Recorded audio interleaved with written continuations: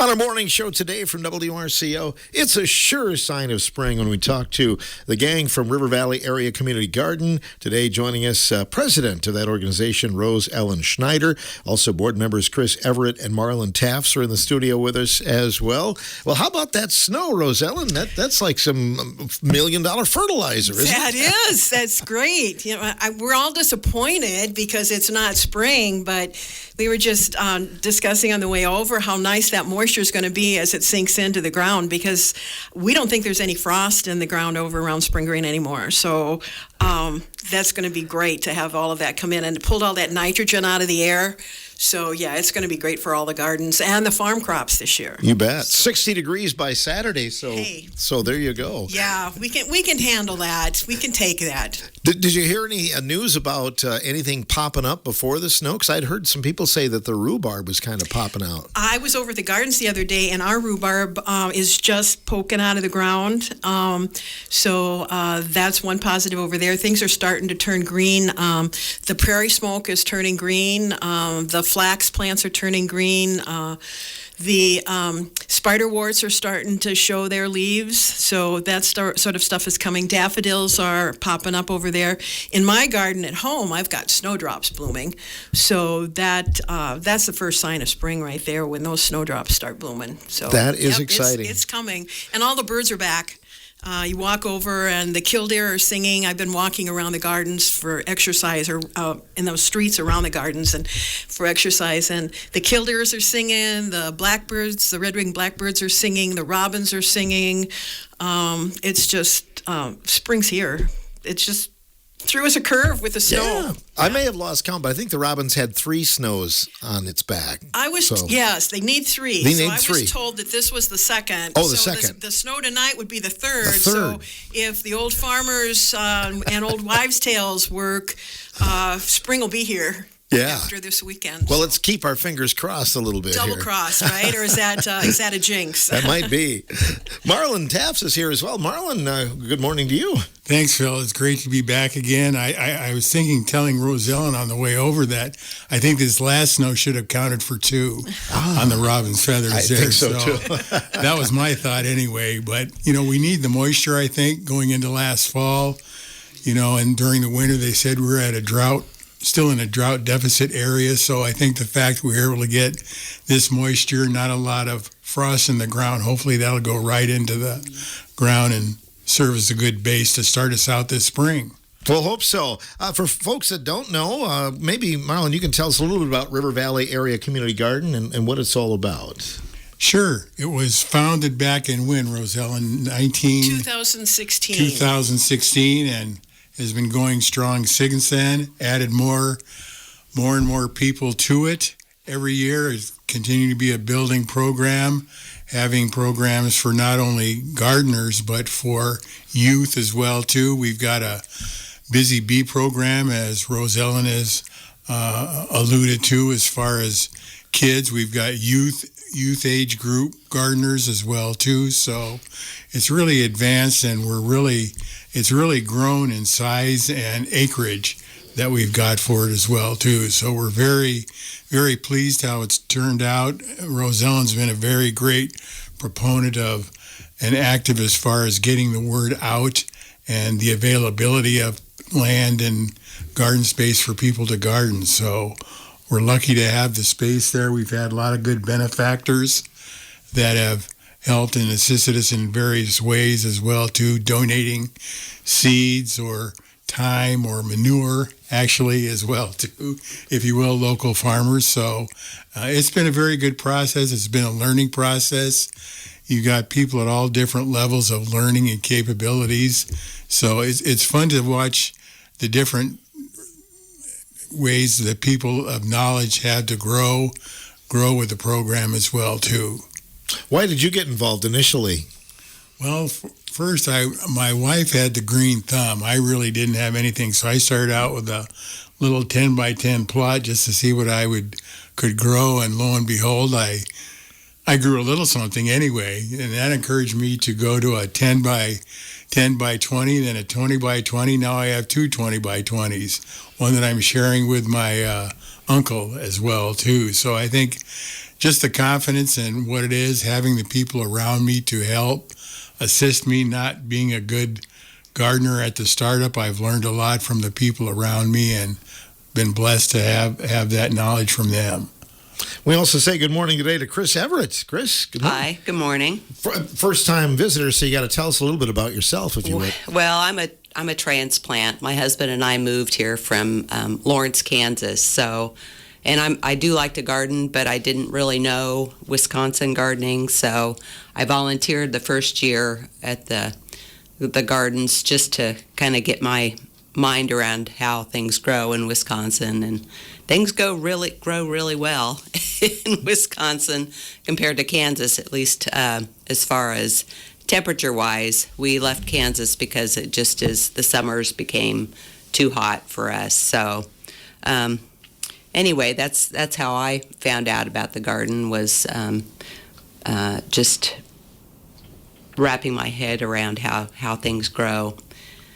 So anyway, I just volunteered the first year, and then got a plot the second year and started growing things. And then we started helping out with the food pantry, donating produce from the gardens to it's now called the Food Share plots. So that's where I spend the majority of my time, is helping grow vegetables for the food pantry. You must find that rewarding. It is very rewarding.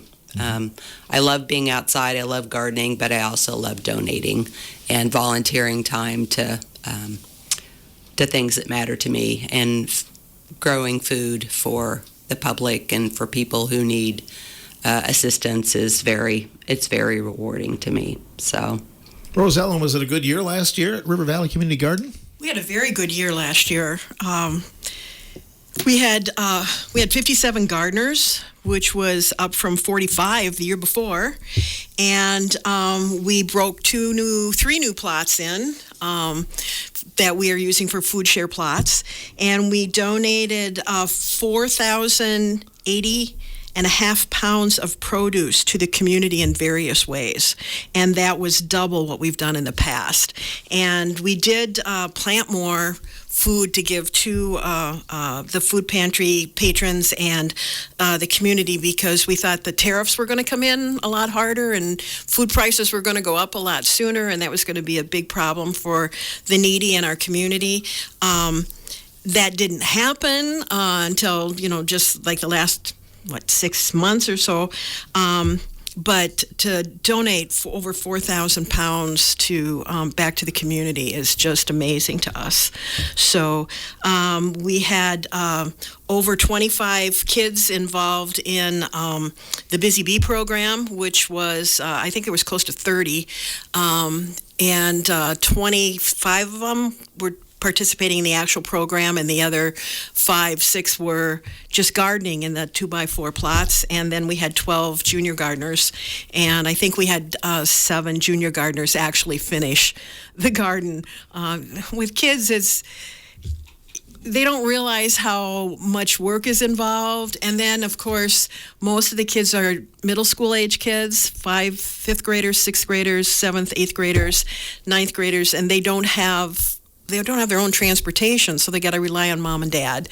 And so things happen with the family. So, but we did end up with about 7 kids actually finishing with their gardens, with various success, depending on how much work they wanted to put in. So, yeah, it was a very good year.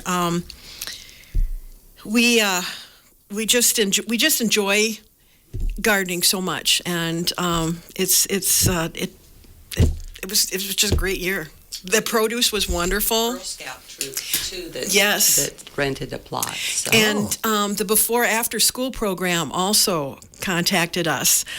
So they come over after school. There's about 60 kids, I think, in that program, and not all of them come at one time because it depends on when they have to go home or whatever, but they have 5 10-by-10 plots that they plant their food in, and then they harvest that. The kids come over and plant it, and then they harvest it, and then they take it back to school and they munch on it during their snack time at school. So in the after school program. So that was wonderful to have that many kids participating. So It's a real win-win because they're learning a little bit about planting and they're learning about healthy eating and goes hand in hand, doesn't it? and that's why the youth gardening program was started, was because those are our future gardeners.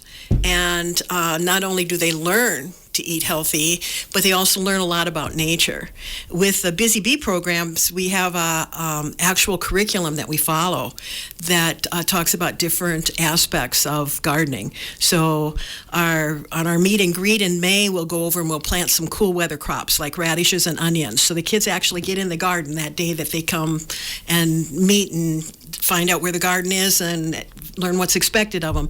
And then the very first day of the gardening program, then they get to plant their squash or their cucumbers or their tomatoes or whatever.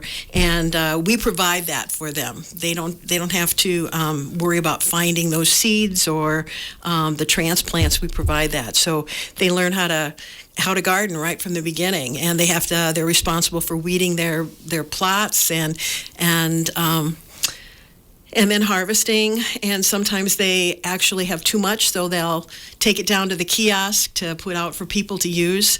But we also talk about pollinators, and we talk about the parts of a plant and how food travels up the stalk and how plants grow. And we talk about insects. I think the insect program is probably the best. We've got Doug made some contact with some students in Madison, and they come out and they bring their collection of bugs with them. And that's one of the big hits of the summer, is the kids with their bugs. And they're running around with this blue hornworm in their hand because they've never seen it. And hornworms are tomato insects, and these are big things because they're grown in a controlled environment, and they are big. And so you've got this huge worm laying in their hands, and they just love it. The other thing they really like is when we do the pollinator, when we go out and are using the insect nets and trying to catch pollinators or insects out in the wild areas in the garden there, and just to see what insects they find. So yeah, it's great. And then digging potatoes, they love to dig potatoes. So we try to do some taste testing also with the little ones. So yeah, they're learning a whole lot of stuff, and they just eat it up. So when they bring those insects out, do they take them back home with them? Or yes. Don't leave them in the garden. No, we don't want them. No, they do take them back home, but it's just fun to see the kids, learning, and they want to come. So it's really a neat experience for us adults also, as well as the kids. I bet you probably get joy from that, don't you, Chris?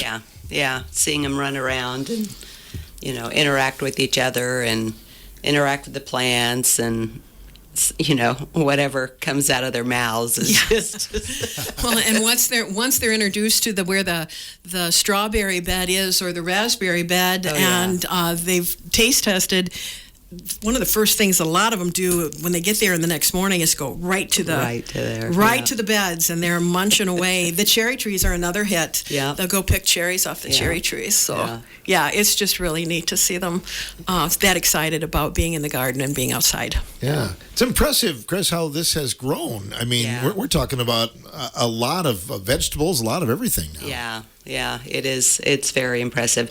The volunteers, that's really what it takes, is a lot of commitment from volunteers to make this happen. So, but being outside, I mean, it's a win-win. You're outside, and that's that is another reason to be volunteering, because how being outside amongst nature, and it's just good for your outlook, we'll just say. Sure. So. And I'm impressed about how much produce you get out of these plots. In my mind, they don't seem that big, but you get a lot of stuff, don't you? Yeah. We grew a lot of potatoes and a lot of sweet potatoes, and cabbages. So those are pretty heavy vegetables. So that helps with the poundage. But it's not, it's good physical labor, and that's what your body needs, and good food for your body. So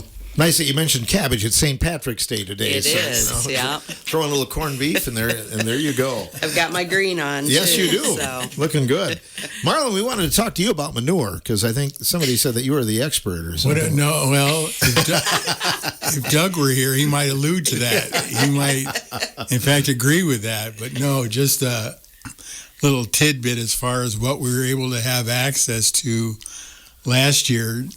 Doug had a colleague from the UW that he worked with who had horses out at her farm, and she mentioned she had some manure out there. So we went out there thinking, how much could possibly be there? Not that much, a truckload or whatever. Come to find out, it was a 10-year supply of horse manure that she had compressed or compiled there.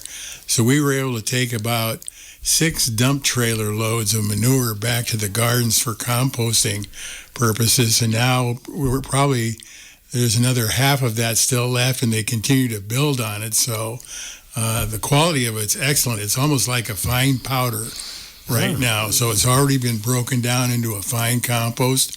Great stuff for the garden. So I encourage people, even if you don't have horse manure, to use any kind of manure like that you can buy either directly from a farmer or from a store bagged up, is to use that organic stuff to work that into your soil for a good fertilizer.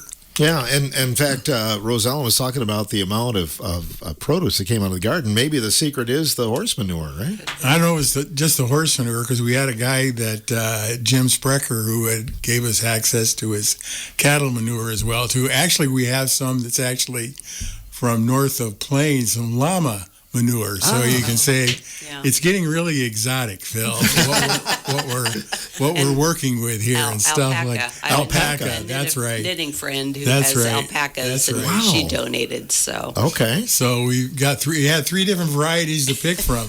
Don't know which one grew the best, but it all grew. We know that. Yeah. So we think it was a big benefit. Sure.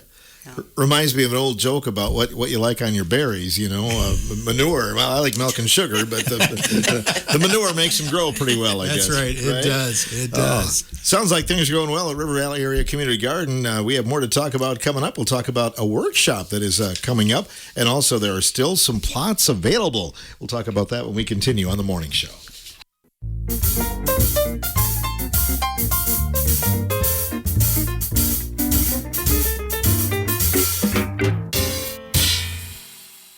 On our morning show today, we're talking about the River Valley Area Community Gardens. Rose Ellen Schneider, along with Chris Everett and Marlon Taffs in the studio with us as we get ready for a new year in the gardens. And we talked a little bit about the youngsters and getting them involved. How do they get signed up for the Busy Bees program? Well, the Busy Bees program registration form is on our website, which is rvacg.org. And it's under youth gardening. And so the form is right there. You can fill it in right online. I got to send kudos out to Kelly Miller. She redid our whole website. So I'm just amazed at how it looks, and it's completely changed. So, take a look at it. But go to the youth gardening page, and you'll find the registration form on there for the Busy Bees. We do ask a $10 fee per child, but if there's more than one child, it's $15 for the family. So we have given you guys a break on that. And that's because we provide the seeds and the seedlings for them, so that we know that they're good seeds and good seedlings, and they'll grow, provided that the watering and all that stuff occurs. So parents don't have to worry about locating those things. So that's where that fee comes in. And then we do have a junior gardener program, and that's for grades. I should go back and say Busy Bee is ages 3 through grade 4. And the junior gardener program is for ages, the grades 5 through 12. So there's a difference there. The Busy Bees are assigned a 2x4 raised bed, and that's theirs, that they can plant whatever they want to plant in. So they tell us that first meet and greet night what they want to plant, and then we get that materials for them, so that when they come in on that first Tuesday in January that we start, then we plant. And that's always exciting to see all those little ones scurrying around the garden, getting their plants in the garden and their seeds in the garden. And so the Junior Gardener Program, the registration for that is also on that youth gardening page, and you can fill that out on right online, and we'll get that so you don't have to worry about any paper. Us older folks like the papers, but the younger parents like the online stuff. So Kelly was able to figure out how to do that. So once again, the website address is rvacg.org. So please go ahead. We've got openings in the Busy Bees and the Junior Gardener Program. So what was the rest of that question? Did I get it all answered? I think you did. Yeah, and there's no fee for the junior gardeners. They get a free 10 by 10 plot, and if they need help, you get to choose what they want to plant. We don't provide anything for them, but if they are financially strapped or we have extra seedlings sitting there, they're more than welcome to take that. So we can help them if financially they need to be helped. But we try to let the junior gardeners be mini adult gardeners, and they have to follow the same rules that the adult gardeners follow and keep their 10 by 10 plots clean and that sort of thing. So we hope that what happens is the Busy Bees will work their way up to junior gardeners and then eventually to adult gardeners. Right. Is what the progress is. And these are for all members of the River Valley School District. River Valley School District. Anybody in the River Valley School District is welcome to participate. And if you are a grandparent or an aunt and an uncle in the River Valley School District and your child lives out of district, you can fill out an application.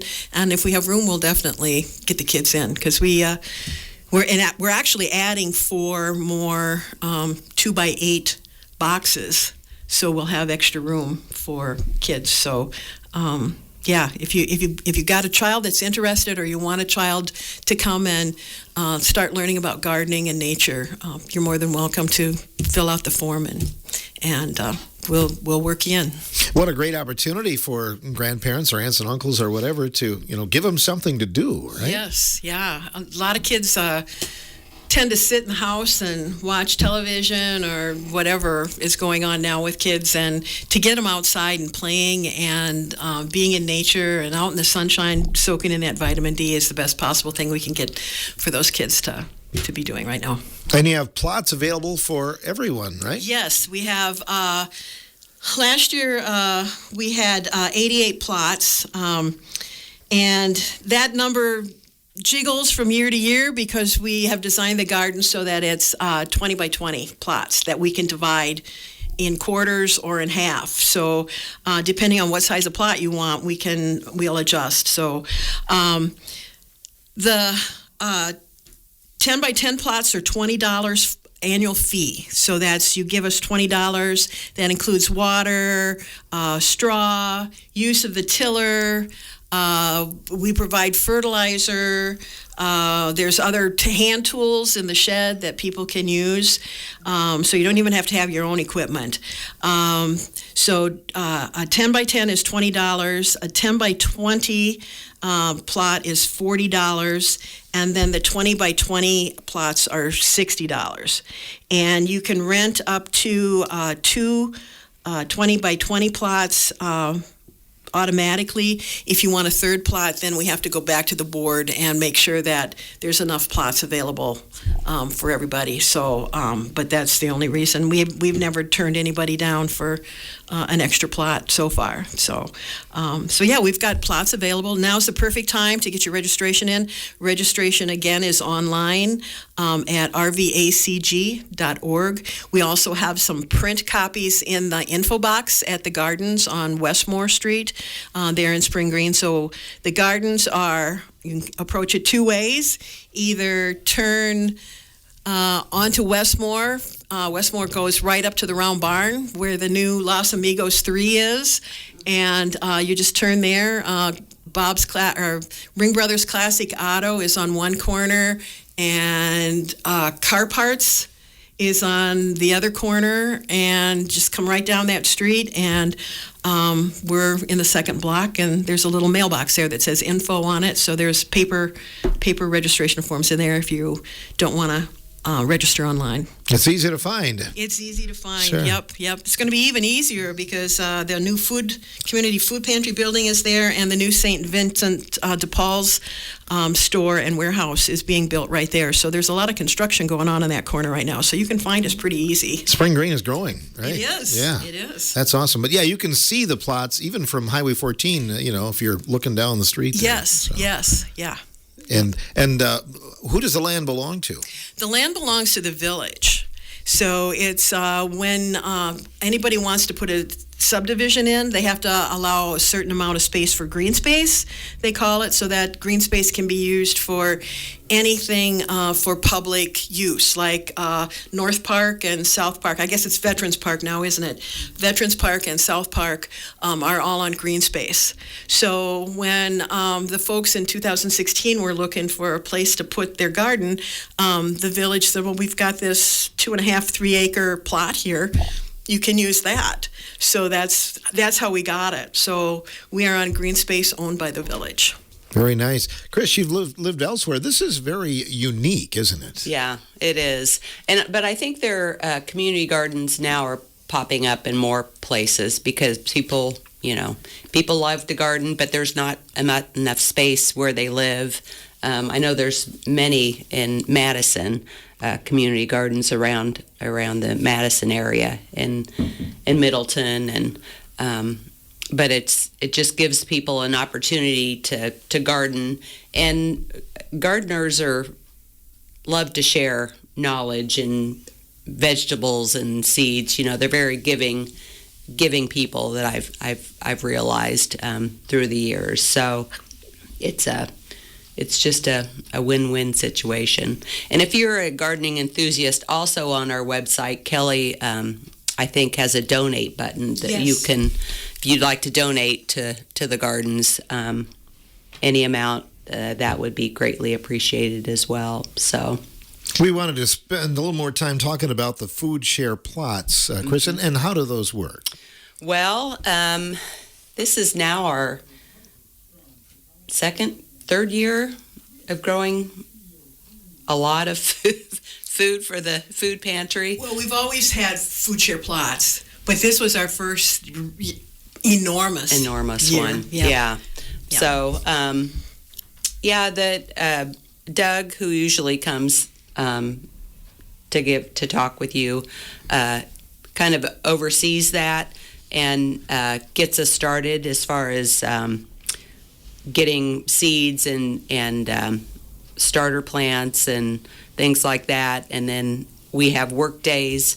If you have a plot, we require you to volunteer some time. So a lot of our gardeners help with the food share plots, getting them planted and weeded and watered and mulch laid down. So that's kind of how that works. Marlon, do you have any other things to add to that? I think you covered that pretty good. But you mentioned the the seedling parts, and this year here through Doug and his contacts in Madison, we were able to align ourselves with the Madison Food Pantry Gardens, in which they have 12 acres of land that they use to produce vegetables for food pantry plots and seedlings for food pantry plots. So we're going to have access to that this year. So it'll cut down on a variety of our planting needs and seed needs, where we can they ask us for what we need, and they'll actually grow what we need for seedlings to start out. So we're very excited about this program starting it this year and seeing how it turns out and see how it goes. But it's just something new for us this year, and we think it'll cut down on the amount of planting work that we have to do initially at the start. Yeah, all of the plants will have kind of a good start then, it sounds like. Correct. That's my understanding. That's where our understanding of it. I was on the web pages the other day, and it was just staggering the amount of produce and vegetables that they put out of their system there that supplies a lot of the community gardens in the Madison area, actually. So to have access to that, we're very very privileged to have the opportunity to start from there and get some things going from there. Talk a little bit about how community garden has grown, because you've got another shed. You have a new shed, I believe, in the last few years. Yeah, we've got a new shed. We actually started out with it. When we started out with it, we had the frame up, and we had one of our spring windstorms come up and knock everything down. So we had to start from fortunately, the frame itself, despite being blown down, was still pretty much intact. So we didn't lose too much as far as cost-wise to put it back up again. And it's unbelievable how much stuff we had and how we had it spread out over different areas. And we've got the new shed up now. So it's really welcomes to all the mechanical parts, our mowers, storage stuff, seeds, everything like that we can need for it. So it'll give us room now and for time to grow as well, too. And what about water? How does that get to the various plots then? Water we get directly from the village at the hydrant there, and we put in our own lines actually to get it from the hydrant there. So we'll run lines. People will run drip lines or can water directly depending on what kind of watering they would like to do and things like that. So we've got a nice setup for water. That's one thing that we provide that I don't know if Rose Ellen mentioned it, but it's just the watering factor that we have there, and especially in the soil that we have, it's been built up over the years. We're again more of a sand based, but we've been able to build it up over the years with compost and things like that. So it's gotten to be better soil, but the fact that we have access to water there like that makes it even easier to garden, if you will. You don't have to worry so much on Mother Nature. You want to use as much of it as you can, but sometimes you have to help it a little bit. So having the water there is really a nice access for us. I'll jump in a little bit about our history. When we started in 2016, we had 12 gardeners, 20 plots. And the water was piped from the hydrant down to a big tower that we filled every other week. And then from that, you either filled a bucket and brought the bucket up, or that was really the only real easy way to do it. So then I think 3 years in, we ended up starting to lay pipe in the ground. And so each section of the garden has an irrigation post, and off that post there's a spigot for four spigots. So each section has its own water. So it's really an amazing, an easy way to get water. You don't have to carry it anymore. So just from where we started in 2016, 11 years ago, this is our 11th season, to where we are now, the jump has been amazing. Yeah, Marlon doesn't have to carry a bucket on his head or anything like that. No longer there. I don't need the workout anymore. I don't want the workout anymore. We'll be back with a final word in a moment about River Valley Area Community Garden on today's morning show.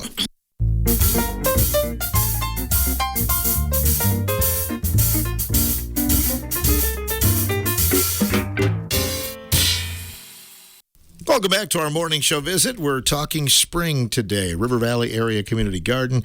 Rose Ellen Schneider, along with Chris Everett and Marlon Tafts. And Doug Rouse, we just talked about him. He's not here today. I think he's busy or something. Yeah, he's taking a class. So. Oh, yeah. Really? Yeah. Teaching an old dog new tricks, then, I guess. Yeah, so, learning Spanish, I think is what he said. is that what it is? Yeah. Okay. Very interesting. Yep. You have a workshop coming up you'd like to speak about. Yes, we do. Spring's coming, and it's time to plan your garden. So we've got a garden planning workshop this Saturday on the 21st at 1 p.m. We've got it scheduled to 3 p.m.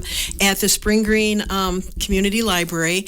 There is a place on the Community Library's webpage where you can register for that. But if you decide that you don't want to register, there's going to be room, so just come. We'll talk about a variety of things, container gardening and native plants and vegetables and how you start plants and how do you plant a garden and what do you put in there and when to plant and that sort of thing. So it'll be a wide range of activities that we'll talk about. So come come on down, and even if you're just curious about gardening itself, just come on down and listen, and we'll answer questions and just give you some ideas.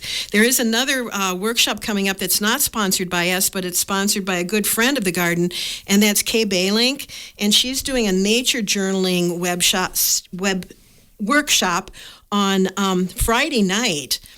From 3 to 6 p.m. at the general store. And there is a charge on that one. It's $25.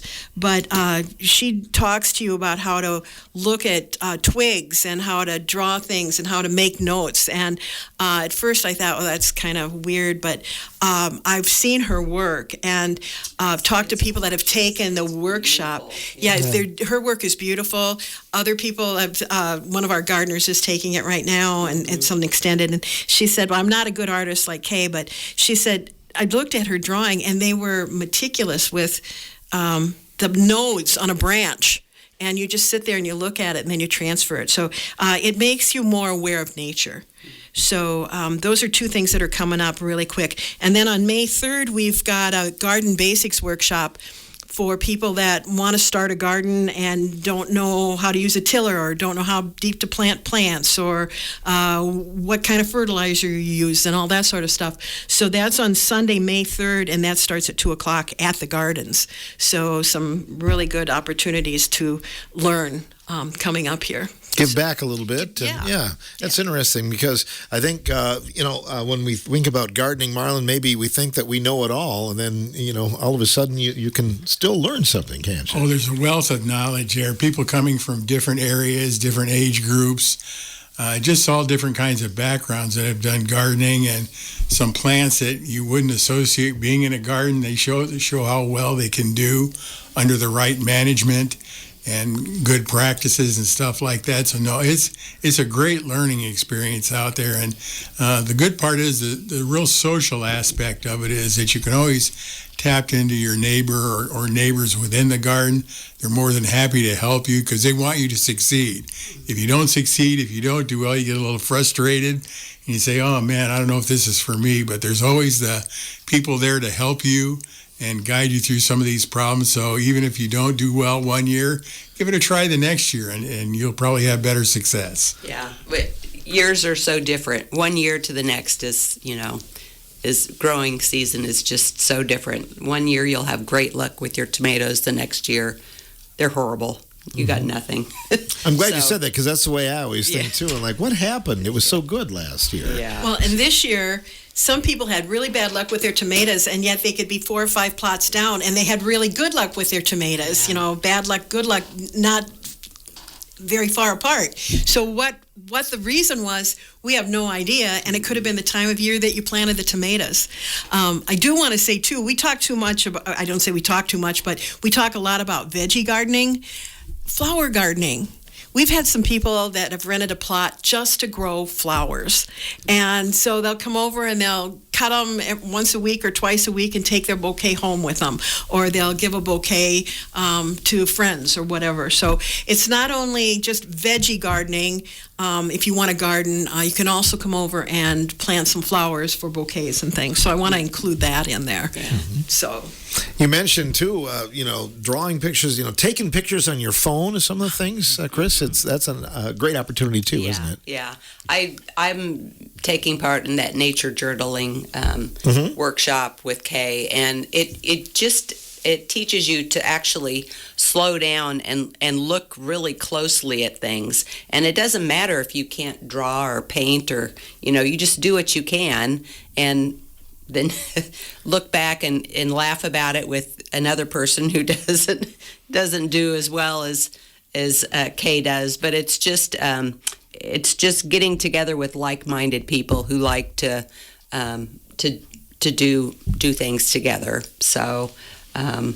I'm thinking it's a positive peer group, it is, as well, yeah. Because you want to keep your garden weeded so somebody doesn't talk bad about you. Or something. Yeah.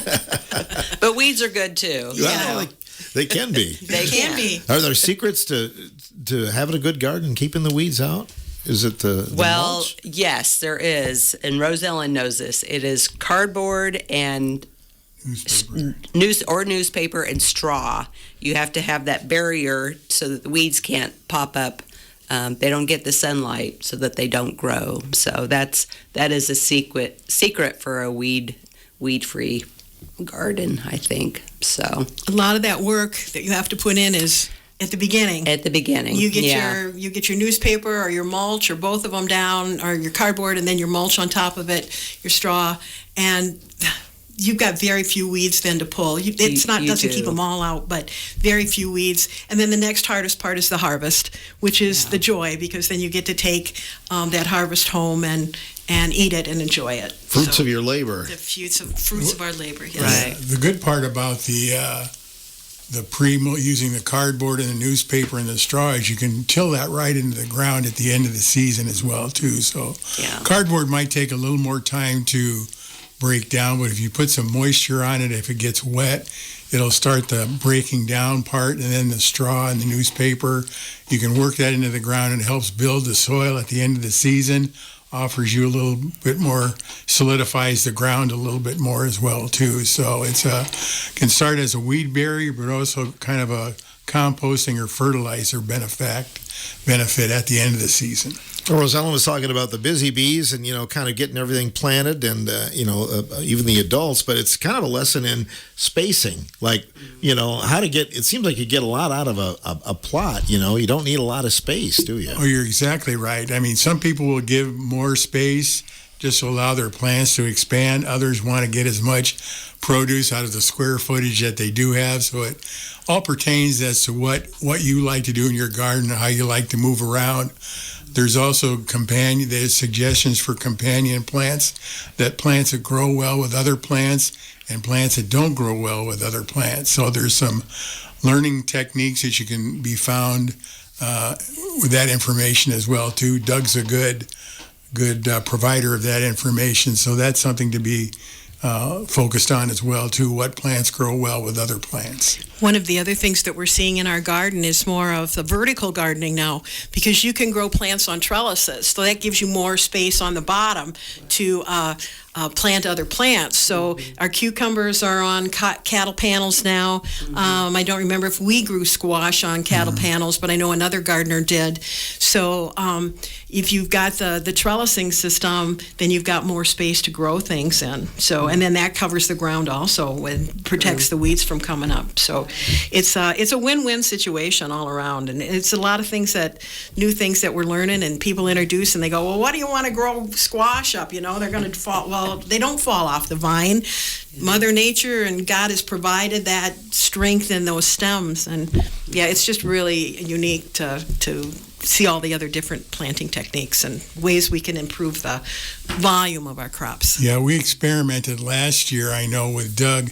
I think it was like 200 feet of cattle panels that we grew cucumbers on, and they did fantastic. Yeah, and you don't think of cucumbers growing necessarily up. You think of those more on the ground, but these grew up the cattle panels up to about, 6 feet tall for about 200 feet, and we had a great bounty of cucumbers. We'll probably learn a little bit more from what didn't do well last year with it, but I think we had a good first crop of it, and we'll try and do something this year. Much more easier to harvest when it's growing up and then crawling a lot easier around to on the find. ground. I'll bet, yes. And you also donate to the assisted living in the area too, don't you? Yes, that's correct, to the assisted living and the memory care facility, along with some child care providers in the area as well too. So our goal is to make sure that nothing goes to waste, that we can actually contact other food pantries in the area, Dodgeville, Arena, Lone Rock, Plain. If we have any surplus or anything they can use, we've also donated to the 2 Catholic schools as well as the public school in Spring Green as well too. So our goal is to make sure nothing goes to waste and that we have access to other places that can utilize this for the kids and their people in their area. It's a great thing you do. The old timers, Chris, always said plant potatoes on Good Friday, so we might be able to, right? Well, in Kansas, it was St. Patrick's Day. Really? Yeah. Oh. So that's So if you were back there, you'd be planting potatoes. I would be, yeah. Well, let's hope we are in a couple of weeks for Yeah, sure. That's yeah. awesome. Anything else anybody would like to add today? Just if you're interested in a garden plot, please get a hold of us, and we'll get you assigned a plot. Because as soon as the ground is ready to roll to plant, you can get in and start planting the cold weather crops. There are some crops that don't mind the little frost on them, or you can put some protection on them. But yeah, we've got plots available, so please contact us, and we'll see what we can do to meet your needs for whatever size you want. Come back and see us. I think you have in the past, kind of like that mid-season to let us know what's going on. And then you have an open house sometimes too, don't you? Yep. Usually in August, late July, early August, we usually have an open house. So when people are, there's no fence around the garden. So anytime you're over there, you're more than welcome to stop and walk through just to see what we're doing. We have a number of people that take their morning walks through the garden and check it every day to see what's growing. So you're more than welcome to stop by. We've got a picnic table and a shelter there that's really nice to sit under, and it's probably 10 degrees cooler out there than what it is in town. It's going to be a little more noisy this year with the building of the new St. Vincent de Paul facility, and there's also a couple of other buildings slated to go up to the west of the new community food pantry. So I think we're going to lose our quiet area, but a lot of pounding and vehicles and big boys playing with their big toys is what I call it. Maybe the vibration will be good for the they roots. keep them going. Right? Keep those earthworms moving and stirring up the soil. So absolutely. But yeah, you're more than welcome to stop by. You're more than welcome to come garden with us. We'd love to have you. We love to meet new people and enjoy. And one of the things Chris mentioned was all of the good stuff. She forgot the recipes. We exchange recipes. We do, So it's always a good option. Maybe a recipe book in the future too, right? That's been mentioned. We haven't looked at that yet, but that has been mentioned. So we'll see. Down the line. Well, thanks for a little touch of spring today. We appreciate you guys coming in here today. Thanks, Phil. Thank you bet. for having us. You bet. River Valley Area Community Gardens, Rosellen Schneider, Chris Everett, Marlon Tafts on this portion of the morning show.